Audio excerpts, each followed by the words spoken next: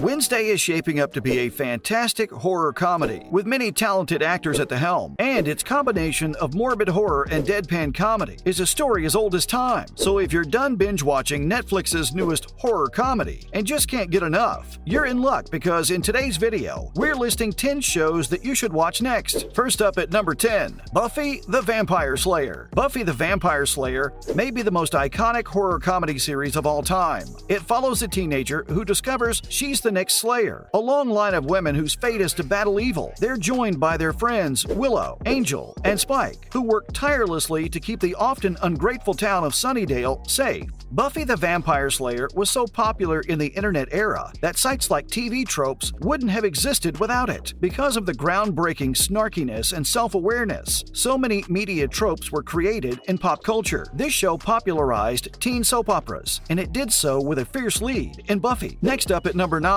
Lovecraft Country. Lovecraft Country is based on Matt Ruff's novel. It follows soldier Atticus Freeman, Jonathan Majors, his companion Letty, Journey Smollett, and his uncle George, Courtney B. Vance, on a journey through 1950s America in search of his dad. It begins as a trip across America, but turns into something that defies space and time. Along with Jim Crow America and racist white folks, they're forced to confront magical creatures. The protagonists battle to survive and resist whatever evil comes their way, while dealing with deep generational trauma. The series received 18 Emmy nominations, including 2 for Best Drama Series, and also an award for Michael K. Williams' role as Atticus's dad. Even though the series received top ratings from critics, HBO decided to discontinue its project after the first season. This series is definitely more serious than Wednesday, but it's undoubtedly one of the quickest binges on our list, and arguably one of the most important ones. Moving on to number 8, Mystery Incorporated. The Scooby-Doo TV series takes a darker turn than we expected with its spooky narrative. Mystery Incorporated, which is an interesting spin on the Scooby-Doo franchise, but has better characters and a logical, captivating storyline in each episode. The show takes place several years after the gang has grown famous for their mystery-solving abilities, but the community hates them for exposing all the secrets that make their town special. But that isn't enough to stop them, and they continue their meddling. Unlike the old Scooby-Doo, the monsters aren't just greedy businessmen in disguise, but all kinds of different characters. Now at number 7, Yellow Jackets. This drama follows 2 alternating storylines about survivors of a plane crash, one where they're trying to stay alive, and another showing what their lives are like in the present day. A New Jersey high school soccer team was on their way to Seattle for a competition when their aircraft crashed into the woods, and the crash left the remaining players vulnerable in the woods for 19 months. Watching young men struggle to live on their own, make poor choices, and get engaged is something mystical. A typical episode is downright otherworldly. The series also follows the lives of 4 core people who survived 25 years later in the current day as they're stalked by someone. We're still not clear on who or what it is. The first season, like Wednesday, ended with dramatic suspense. The series, which has already received 7 Emmy nominations, stars Ricci as the grown-up version of one of the key survivors, and Misty Quigley, who has a dark side of her own. Coming up at number 6, What We Do in the Shadows. What We Do in the Shadows is a spin-off of the film with the same name. It follows a gang of vampires as they attempt to live their best so-called lives, despite dysfunction and the general weirdness of being a supernatural creature. This series continues the mockumentary format, giving it an odd The Office-like vibe, except it has vampires. Taika Waititi and Jermaine Clement's significant involvement in the production is the reason for the TV series' exceptional loyalty to the deadpan and absurdist comedy of the original movie. This time, the vampires are in Staten Island rather than New Zealand, giving fans a brand new setting for the amusing bloodsuckers. Next at number 5, Ash vs. Evil Dead. The long-awaited TV adaptation of the adored cult film franchise Evil Dead was titled Ash vs. Evil Dead. The series takes place decades after Army of Darkness. Ashley J. Williams has returned to his old habits and spends a lot of time sleeping with random women in his trailer and drinking alone in bars. But he has to give all that up when he becomes a hero against the Evil Dead. Fans' worries that the show would lose some of its ridiculous gore and corniness when moved to television were put to rest within the first few minutes. Fans were also happy to see awesome new characters named Pablo and Kelly, who join Ash on his mission. Moving on to number 4, Chilling Adventures of Sabrina. Chilling Adventures of Sabrina is a darker interpretation of the famous Sabrina story, a far cry from the 1990s sitcom of the same name. Struggling between two worlds, Sabrina Spellman has to deal with the pull of her witch and human nature. It doesn't help that she's frequently the only thing standing between malevolent forces and the town's inhabitants. Like its sister series Riverdale, Chilling Adventures of Sabrina takes the wholesome comic to some sinister places, with murder and demons playing a significant role in the story. Despite this, the episodes still manage to be funny, often giving the camera a self-aware wink about how far the Sabrina story has come. At number 3, Santa Clarita Diet. Sheila and Joel are a rich couple who run a growing real estate business. Sheila mysteriously transforms into a zombie with a ravenous appetite for human flesh, upending their peaceful existence completely. No matter how many bodies are left behind, her husband is still devoted to her, and the two of them put up a great effort to maintain their marriage. Santa Clarita Diet is a great watch if you're searching for a comedy with some seriously disgusting gore effects. Sheila's battle between her craving for blood and her yearning for a normal-ish life is amazing, as is the bizarre interplay between Sheila and Joel as they debate the ethics of only eating terrible people. This is a grisly choice, and you need a strong stomach to get through the series. But the comedy works, and the surreal situation, set against the mundane details like the main characters' jobs as realtors and their worries about their parenting styles, makes for an amusing watch. Coming in second place, Scream Queens. A satirical horror comedy series called Scream Queens centers on the dysfunctional girls who live in the Kappa Kappa Tau sorority house. When a slasher begins to hunt them, their drama quickly fades, but their failure to solve the riddle allows for some wonderful macabre situations. The show is well liked for its self-awareness, glossy aesthetics, and campy sense of comedy, suited for the B-grade horror movies they draw inspiration from. Despite this, a genuinely touching storyline connects viewers to the possible victims. So watch Scream Queens if you're interested in crazy but lovable characters. Finally, at number 1, Supernatural. The Winchester brothers Dean and Sam combat creatures from mythology and urban legends, while the final conflict between heaven and hell simmers in the background in one of the longest-running horror series of all time. Supernatural. The Winchester family's search for their abducted father serves as a loose linking thread for this entire series. The Monster of the Week formula has always been the main attraction. The series differs from Buffy because it explores a lot of strange foreign folklore for its episodes, breaking away from the typical demons and other dark creatures that viewers are used to seeing. Additionally, it has a little-known anime by the same name that's intriguing enough to watch. Eric Kripke, the show's creator, had been working on Supernatural for about 10 years before it was broadcast on television. He'd always been captivated by urban legends. Kripke had first thought about Supernatural as a motion picture. He eventually expanded it into a TV series and pitched it for several years before it was chosen. The idea went through multiple iterations, changing from the original concept of an anthology series to one of some tabloid reporters traveling the nation in a van while fighting the demons in quest of the truth. Kripke wanted it to be a touring series because he thought it'd be the most authentic, straightforward, and uniquely American way to tell these stories. It just makes so much sense to dive in and out of these stories, which are prevalent in tiny communities across the nation. That's a wrap for this video. Which of these shows do you want to watch? Are there any of them as good as Wednesday? Let us know in the comments below. Give this video a thumbs up and be sure to subscribe to our channel for more content like this. See you in the next one.